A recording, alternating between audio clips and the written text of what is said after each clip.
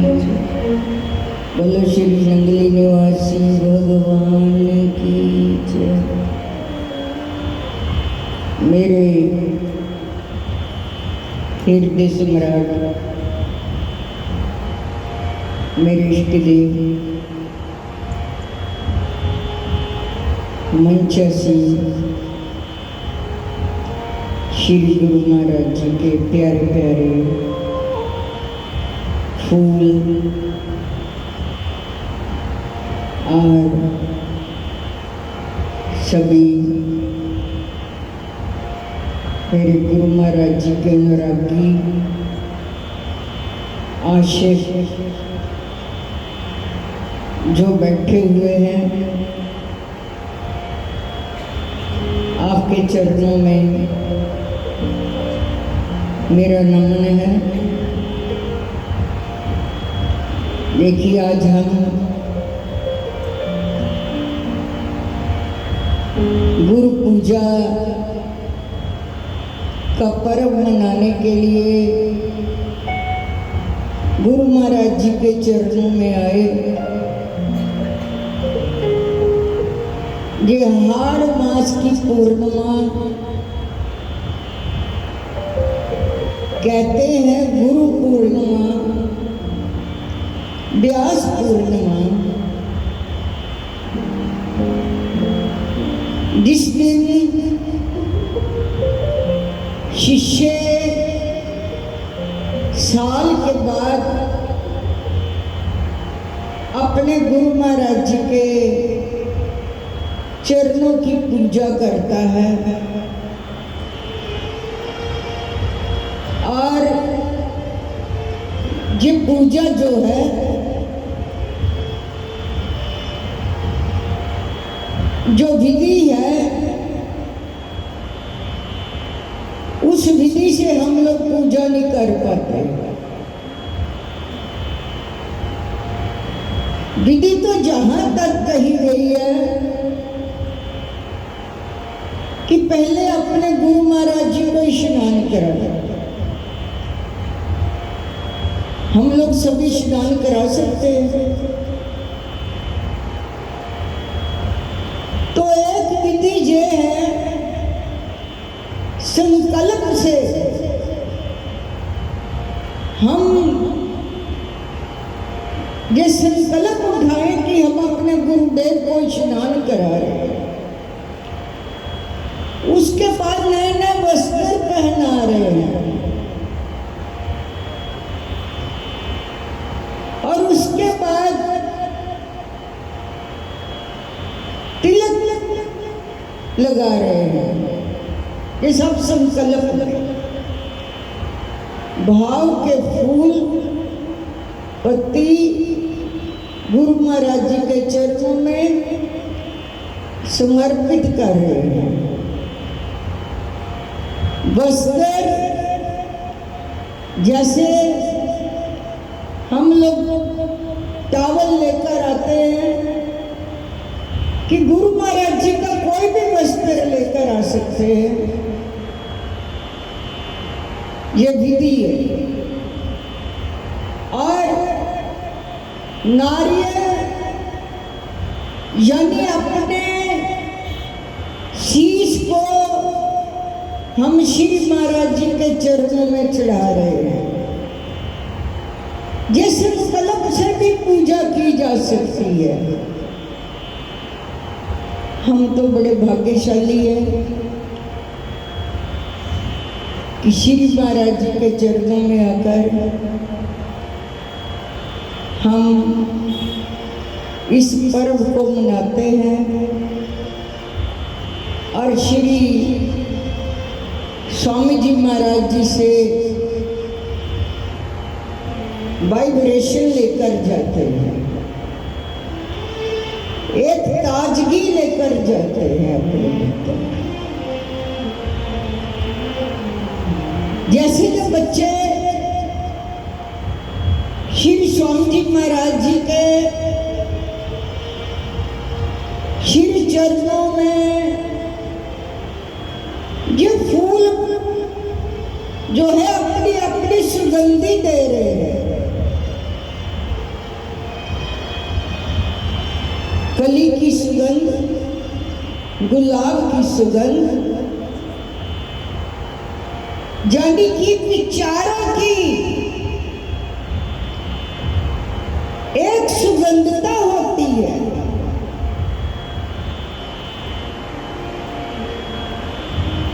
पहली बात तो ये है, वो सुगंधता मिली कहाँ से हमें? वो शब्द के द्वारा। कहते गुरु एक तत्व है, तत्व। गुरु कोई व्यक्ति नहीं है। जिसने गुरु को एक व्यक्ति समझा वो कुछ नहीं पाएगा, लेकिन जिसने गुरु को एक तत्व जाना, एक शक्ति जाना, वही गुरुदेव के द्वारा वो आध्यात्मिक शक्ति जो है वो जीव पाता है। गुरुदेव तो एक ज्ञान की चिंगारी फेंकते हैं, लेकिन हमारे पास भी तो श्रद्धा विश्वास का वो ईंधन होना चाहिए कि चिंगारी लगते ही वो प्रकाश हो जाए। जैसे कोयले को उसका कलर काला होता है, बार बार धुलाई करने से उसका कलर जो होता है वो बदलता नहीं, काला ही रहता है। और अगर उसका अग्नि में प्रवेश कर दिया जाए फिर उसका रंग लाल हो जाता है, उसकी राख भी सफेद हो जाती है। इसी तरह से हमारा जो मन है वो कई जन्मों से वो कोयले की तरह काला ही है। जब वो भी जिस से बिछड़ कर आया है, जब उसमें प्रवेश करेगा तभी उसका रंग ढंग सब कुछ बदल जाएगा। पहले हमें ये ज्ञान होना चाहिए, गुरु मंत्र शब्द हर जीव के जुबान पर है कि मैंने तो गुरु मंत्र ले रखा है भाई जी, बहुत अच्छी बात है।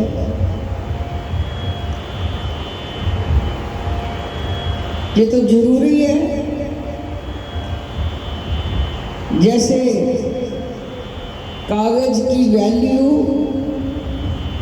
यदि नोट बनाना हो तो सरकार की मोहर लगती है, गवर्नर की मोहर लगती है, तब 500 का नोट 100 का नोट बनता है, नहीं तो रद्दी है कागज। इसी तरह से हमारी वैल्यू, हमारी कीमत तब है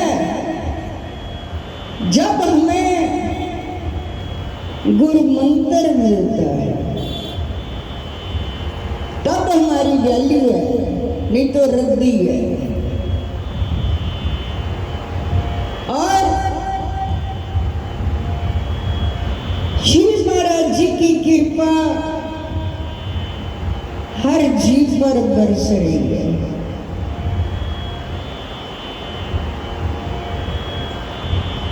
मेरे दिमाग में एक लाइन आ गई, हम स्वामी जी के बच्चे हैं, हम स्वामी जी के बच्चे हैं,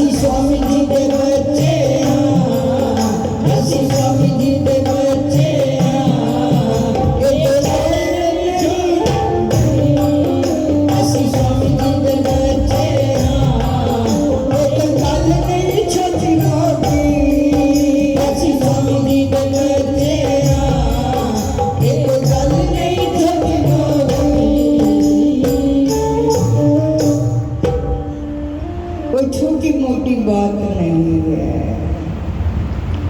कोई प्राइम मिनिस्टर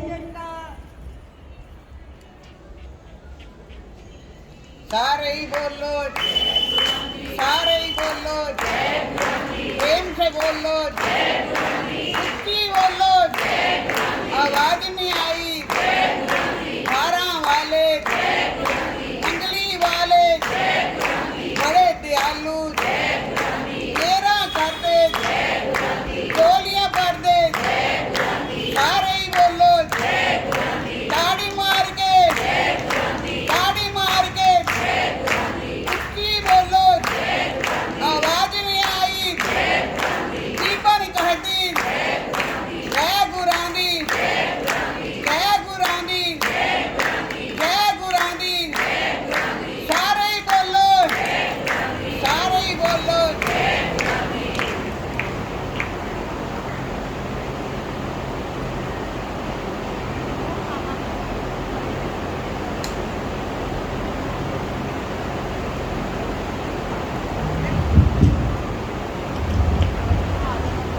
तो मैं कह रही थी, इस बात का गर्व है कि हम श्री स्वामी जी महाराज जी के बच्चे हैं। एक बात मेरे को याद आ गई। एक बार हम श्री स्वामी जी महाराज जी के साथ श्री नंगली दरबार में गए। श्री नंगली दरबार में गए तो वहां पर सतगुरु नगर वाले दोनों बड़े भाई जी आए थे। आकर श्री स्वामी जी महाराज जी से कोई मीटिंग की बातचीत करनी थी, वो की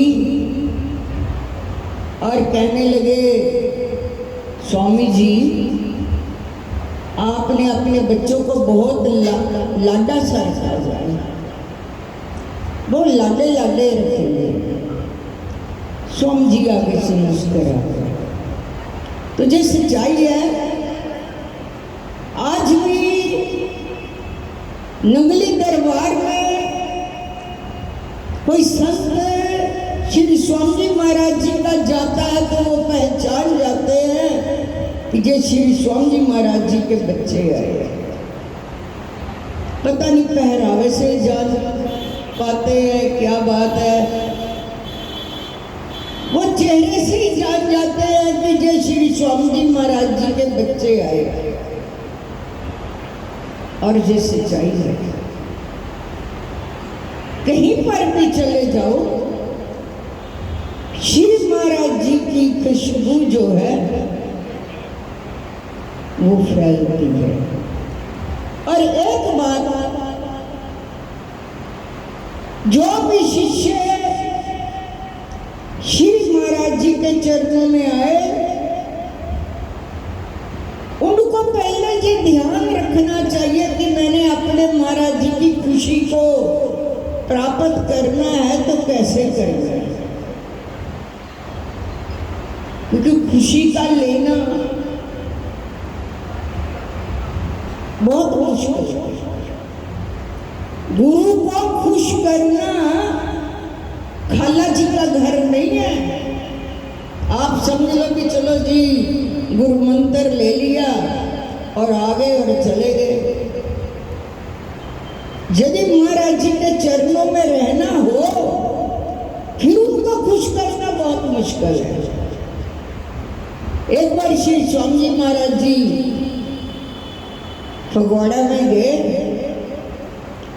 साथ में बरकत राम जी थे। तो बरकत राम जी को कहने लगे, बरकत राम देख इन बच्चों पर मैं बहुत खुश हूं। बरकत राम हमारी ओर देखने लगे कि महाराज जी आते ही ये वचन उच्चारण करने लगे। कहते इन बच्चों से मेरे को कोई शिकायत नहीं है, ना मेरे को है इन बच्चों से। मैं इन बच्चों से बहुत खुश हूं। उस वक्त यदि गुरु कह दे कि मैं बहुत खुश हूं, उस बच्चे का कहना ही क्या है। ये तो उनकी अपार कृपा है, अपार रहमत है कि अपने दर पर हमें बुलाकर अपनी शरण में जगह देकर हमारे भीतर भी वो ताकत भर दी, वो खुशबू भर दी। जाओ, नाम का डंका बजा।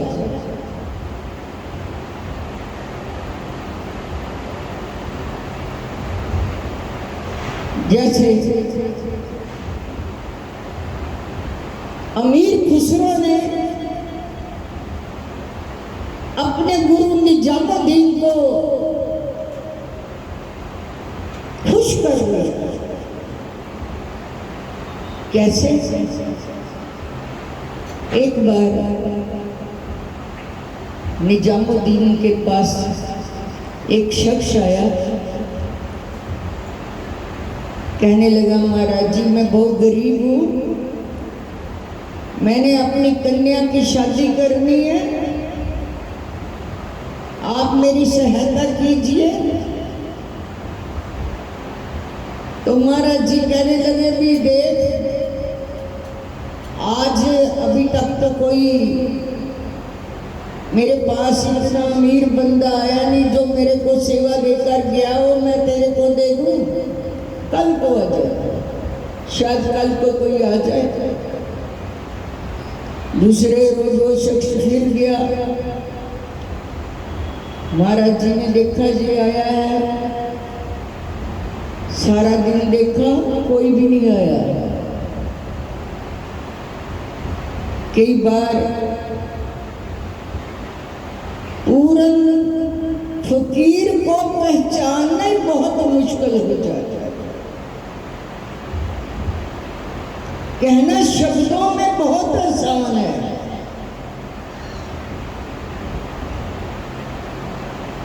कि जेता जाने तेता बखान, अंदर का भी जितना जानता है उतने बखान करता है, नहीं तो नेति नेति है।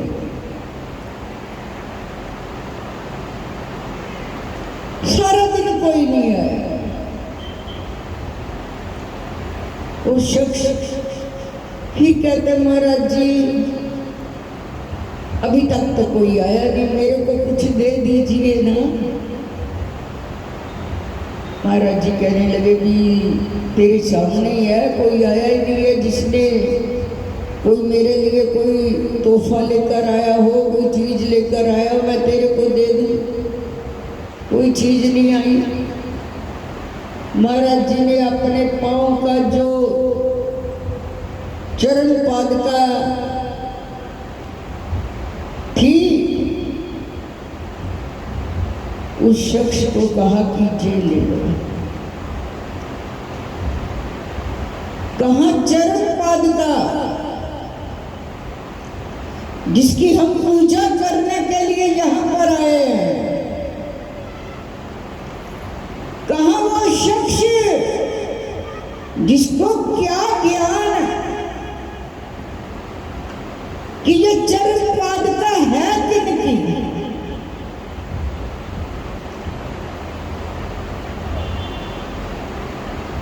ले ली, मन बहुत ही उदास,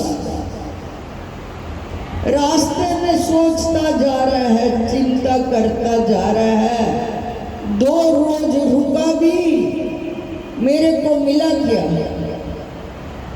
ये जूता, ये चप्पल, क्या मिला? उधर से अमीर खुसरो आपने सारी जिंदगी की कमाई लेकर 40 ऊंटों पर लाद कर आ रहे हैं। उसने क्या देखा कि मेरे सामने से जो शख्स दूर से आ रहा है, इससे मेरे मुर्शिद की खुशबू आ रही है।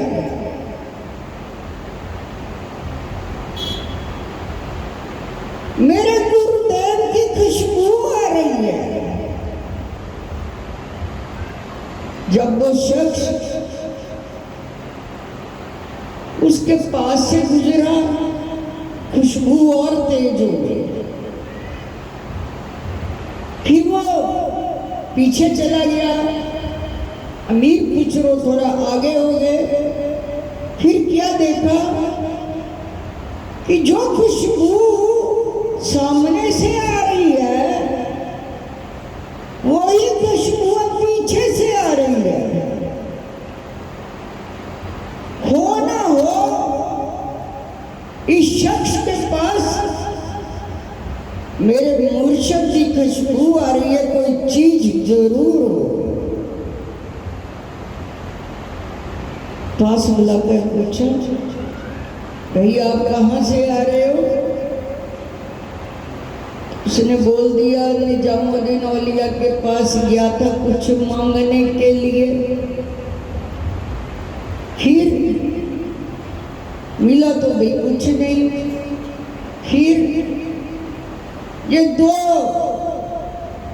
चरण के जूते हैं वो मेरे को दे दिए। अच्छा, तो क्या ये मेरे को दे सकता है? इसकी कीमत मैं चुका दूंगा। वो सोचने लगा कि कहाँ ये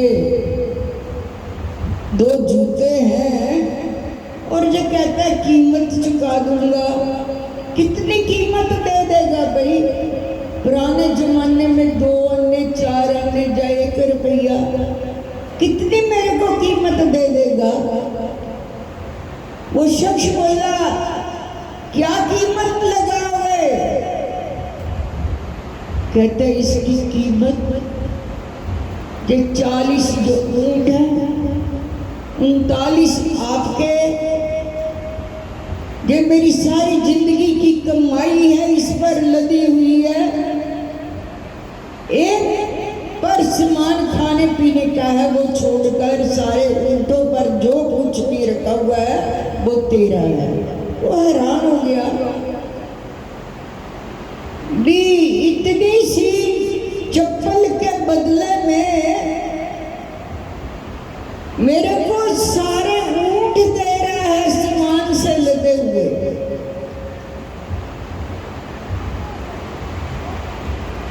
शख्स बहुत खुश है, मेरे को इतनी कीमत कौन देगा? उन्होंने वो चरण पादुके ली, क्योंकि वो शिष्य था। शिष्य को पता होता है गुरु की चरण पादुका क्या है। उन्होंने कपड़े में, रुमाल में एक चरण पादुका लपेट कर जब अपने गुरु के पास गया तो गुरु जी कहने लगे, आगे अमीर खुसरो? कहते हाँ महाराज जी आ गया। ये हाथ में क्या ले रखा है? ये क्या लेकर आया है? तुम मिठाई लेकर आया है मेरे लिए? कहता नहीं महाराज जी, ये मेरी सारी जिंदगी की कमाई है। जिंदगी की कमाई? हाँ महाराज जी। उन्होंने वो चरण पाद पे जो है महाराज जी के बेड के पास, चारपाई के पास रख दी। तो महाराज जी कहने लगे, जे मुझसे छीन कर ले ये तो उस शख्स को मैंने दी थी, तू छीन कर ले आया। कहता नहीं महाराज जी, मैं छीन कर नहीं लेकर आया, इसके बदले में मेरी जितनी भी जिंदगी की कमाई थी वो सब देकर आया हूँ। वो कहते सारा कुछ दे आया? कहते हाँ महाराज जी, तब भी ये बहुत सस्ती है, आपकी चरण पादुके मेरे को सस्ते पे मिल गई, महंगी नहीं है। तो ऐसे ऐसे भी शिष्य हुए हैं जो अपने आप को श्री महाराज जी के चरणों में समर्पित करते हैं, कुर्बान करते हैं। तो ऐसा शिष्य का जो जीवन है, ये कहने में बहुत आसान शब्दों में हम लोग बोल देते हैं, गुरु और शिष्य का नाता, अरे निभाना तो बहुत मुश्किल है। विचारों से ही तो निभाया जाता है। अगर विचारों में शुद्धता नहीं है तो क्या निभा पाएंगे? पहले तो अपने आप को पवित्र करना पड़ेगा। बैठकर अपने भीतर से उस शब्द की खुशबू को रोज रोज लेना चाहिए। देखिए सारा दिन दिमाग वो खुशबू के अंदर इतना महक जाएगा, आपसे कोई बात भी करेगा वो भी महकेगा, आपके पास से जो गुजरेगा वो भी महकेगा, उसको भी पता चलेगा ये कोई गुरु का चेला है, कोई दूसरा नहीं है। ऐसा चेला होना चाहिए। पता लग जाता है, व्यवहार से पता लग जाता है, विचार से पता लग जाता है ये कौन सी मंजिल तक पहुंचा हुआ है।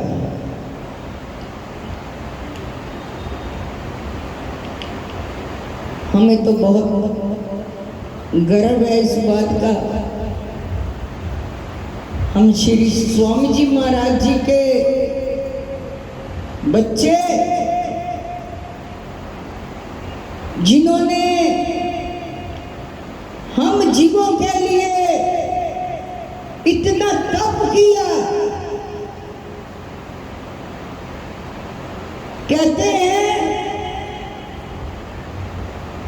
जब पूर्णिमा की रात होती है ना,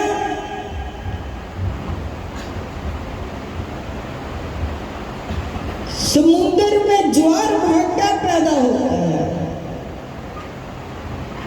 जल इतना उछलता है कि मैं चंद्रमा के पास पहुंच जाऊं। वो कहते इसी तरह से जब जब भी गुरु पूजा है, आपका हृदय इतना संवेदनशील होना चाहिए, इतना द्रवित होना चाहिए कि महाराज जी की ओर आकर्षित होता चला जाए, श्री स्वामी जी के चरणों में आकर्षित होता चला जाए। चंद्रमा तो निष्ठुर है, वो तो जल को अपने पास आने नहीं देता, लेकिन हमारे श्री स्वामी जी महाराज जी इतने दयालु हैं, इतने कृपालु हैं, वो हर शिष्य को अपनी शरण में जगह देकर अपने प्यार की सुगंधता से उसे भरपूर कर देते हैं। ऐसा जीवन जीव का होना चाहिए। पता चल जाए कि ये स्वामी जी के बच्चे हैं और ये स्वामी जी के शिष्य हैं जो आ जा रहे हैं आपके भीतर अपने गुरु महाराज जी की खुशबू इतनी महक फैल जाए कि ओत प्रोत हो जाए, आने जाने वालों को भी खुशबू आए। जैसे स्प्रे करते हो, सेंट छिड़कते हो, तो जरूरी नहीं है कि जिसने लगाया उसको खुशबू आएगी। जरूरी तो नहीं ना उसी को खुशबू आएगी, वो पास में से गुजरने वाले को भी खुशबू आ जाती है। केवल वो लगाने वाले कोई नहीं है, सभी को आ जाती है। आज हम ऊपर से गुजर रहे थे, खुशबू इतनी आई, मैंने भाई जी से कहा कि बहुत अच्छी खुशबू आ रही है। वो अपने लिए जा कोई आने जाने वाले कोई कह ना दे, लेकिन हकीकत में तो वो खुशबू अपने भीतर होनी चाहिए कि पता चल जाए कि ये स्वामी जी के बच्चे हैं और ये स्वामी जी के शिष्य हैं। बोल साचे दरबार की जय, बोलो श्री स्वामी जी महाराज की जय। कभी तरह गुरु भाई जी ने बहुत सुंदर भाव प्रस्तुत किए। जिस खुशबू की उन्होंने बात की, वो खुशबू